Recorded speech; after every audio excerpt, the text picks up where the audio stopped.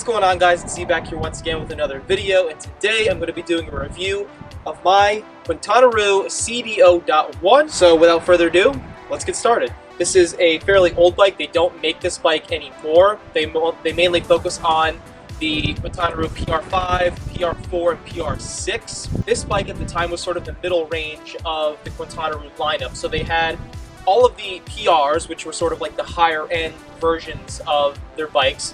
And then this was the middle version. So if you didn't want to spend X amount of money, I think it was close to like $5,000 or $6,000 for one of their bikes, this was in the mid-range, so it was around $2,000. Also depending on what types of parts you put on in the end, because I know you were able to actually build your own bike from scratch, depending on where you bought them, whether it was directly from Quintana Roo or if it was from a dealer or just a normal bike shop. The first thing I'd like to talk about is the overall frame of the CD0.1. It is full carbon with just a few aluminum parts such as the Aero Bars. The seat is very comfortable. It is an Adamo saddle. It came with the bike itself. I didn't add this on. It's the Adamo ISM or ISM. I don't really know how you pronounce it exactly. I did put on a dual X-Lab Gorilla cage. The cage is full carbon. A lot of people have complained in the past that some of the X-Lab cages would actually launch bottles off the back when you hit a bump or if you're going over train tracks. This specific water bottle holder I have had zero issues with. Once I'm an aero and I have to reach back to grab it, if you do it enough times, you're going to eventually get the hang of it. At first, it's kind of difficult to balance yourself while you're pedaling, especially with how much pressure you have to really pull it out. But once you get the hang of it, it's just a twist and it comes right out. So it's really not that bad. Coming to the front of the bike, I added on an X-Lab torpedo, which is a little bit bigger than the average size bottle when it comes to water capacity. And it's pretty cool because not only does it have the straw for easy sipping, but it has this little hole in the front here which allows you to fill the reservoir once this is completely empty. It clips on very easily to your Aero Bars. I have it kind of loose right now just for demonstration purposes. The front of it does have a spot for your Garmin or whatever type of power meter device you want. You can put it right in the front here. I have a Garmin, so I had put the Garmin attachment that they give you onto the front of it. You don't have to put this on there if you don't want to, but it's just something pretty cool that the X-Lab torpedo comes with. The Aero Bars, they are profile design.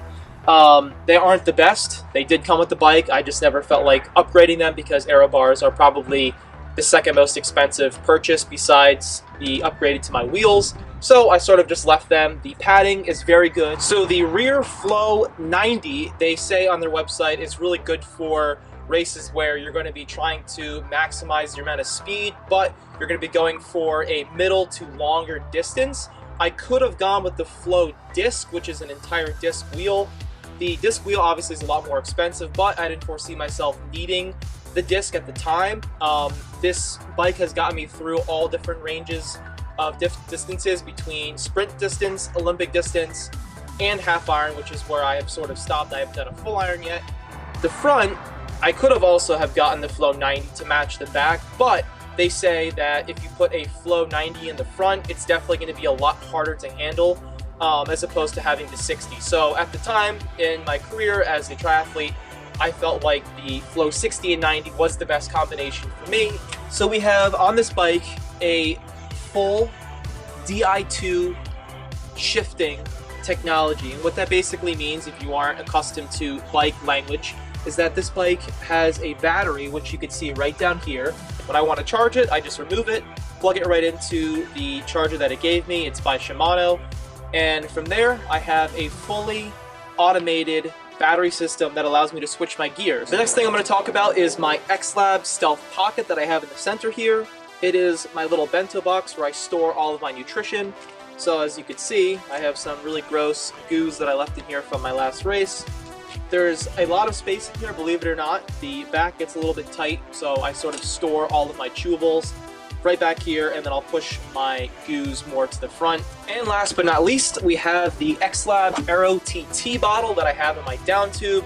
Love this bottle. This is easily the best purchase I made for this bike. It was the first purchase I made for my bike. Add-ons, This bottle itself looks kind of small and it looks very skinny, and it is, but there's a lot of water that this thing holds because of this little part that bends outward where the grip is. And then when you want to put it back into its case, it snaps in very easily and it stays in. It's not going anywhere. All right, so real quick, I wanted to talk about my shoes because you can't have a bike without talking about your racing shoes. These are my first pair ever of bike shoes, and I could not be more satisfied with how they've held up, with how comfortable they are, and with how easy to use they are, especially when I'm racing with them.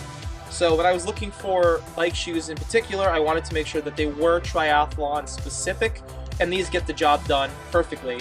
They have the back part here, which allows you to use your rubber bands to rubber band your shoes in a position that's best for you when you want to race.